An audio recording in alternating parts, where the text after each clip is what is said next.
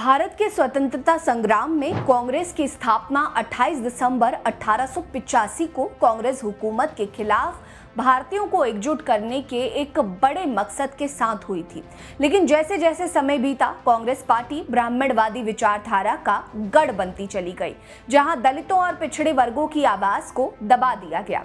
उस समय दलितों के मुद्दे कांग्रेस के घोषणा पत्र में जगह नहीं बना पाते थे। लेकिन इसी दौर में एक ऐसी संस्था उभरी जिसने दलितों की आवाज को न केवल बुलंद किया, बल्कि कांग्रेस को भी उनके मुद्दों को गंभीरता से लेने पर मजबूर कर दिया। दलितों के उत्थान के संकल्प के साथ उठ खड़ी हुई इस संस्था का नाम था डिप्रेस्ड क्लास मिशन सोसाइटी। नमस्कार, मेरा नाम है रीटा। आज के वीडियो में मैं आपको महान समाज सुधारक विट्ठल रामजी शिंदे के बारे में बताऊंगी, जिन्होंने डिप्रेस्ड क्लास मिशन सोसाइटी की स्थापना कर कांग्रेस को झुकने पर मजबूर कर दिया था। दरअसल साल 1906 में मुंबई की धरती पर विट्ठल रामजी शिंदे ने डिप्रेस्ड क्लास मिशन सोसाइटी की नींव रखी।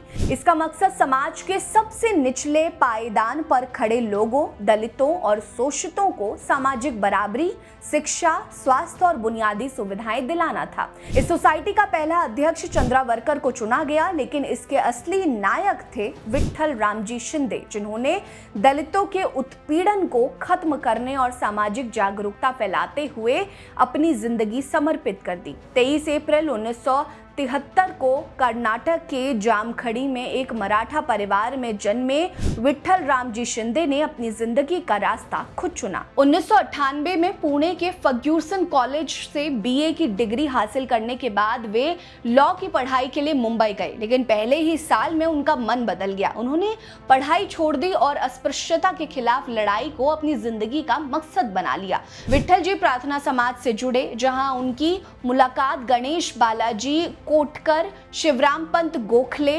न्यायमूर्ति महादेव गोविंद रानाडे और रामकृष्ण गोपाल भंडारकर जैसे दिग्गजों से हुई, जो समाज सुधार की दिशा में काम कर रहे थे। इन मुलाकातों ने उनकी मन में सामाजिक सुधार की लौ और तेज कर दी, लेकिन वे जानते थे कि दलितों के लिए कुछ बड़ा करने से पहले खुद को मजबूत करना होगा। इसीलिए वे ऑक्सफोर्ड के मैनचेस्टर कॉलेज गए और कंपैरेटिव रिलीजन का अध्ययन किया। 1903 में भारत लौटने के बाद उन्होंने प्रार्थना समाज के साथ काम करना शुरू कर दिया।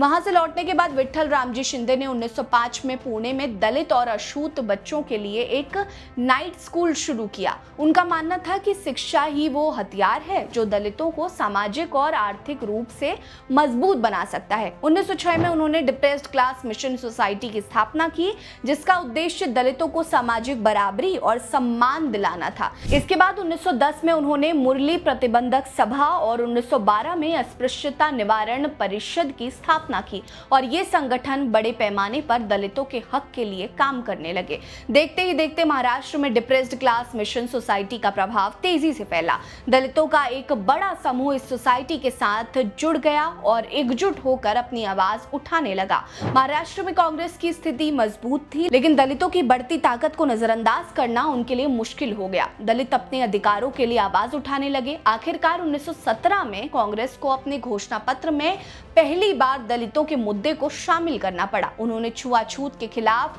खुलकर निंदा की और एक प्रस्ताव पारित किया।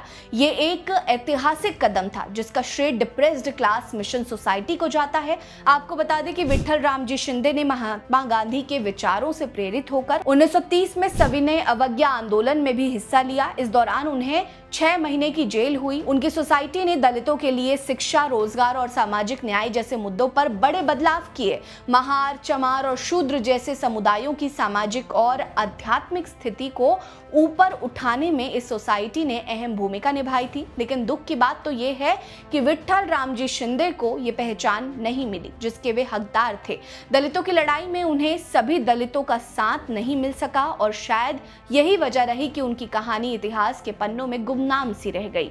2 जनवरी 1944 को 70 साल की उम्र में उनका निधन हो गया, लेकिन समाज सुधार और दलित उत्थान में उनका योगदान आज भी अतुल्य है। दलितों की आवाज बुलंद करने वाले इस अमर जाबाज की कहानी आपको कैसी लगी, हमें कमेंट सेक्शन में जरूर बताएं। वीडियो को लाइक कर लीजिए, चैनल को सब्सक्राइब करना मत भूलिए। हमारे साथ बने रहिए। नमस्कार।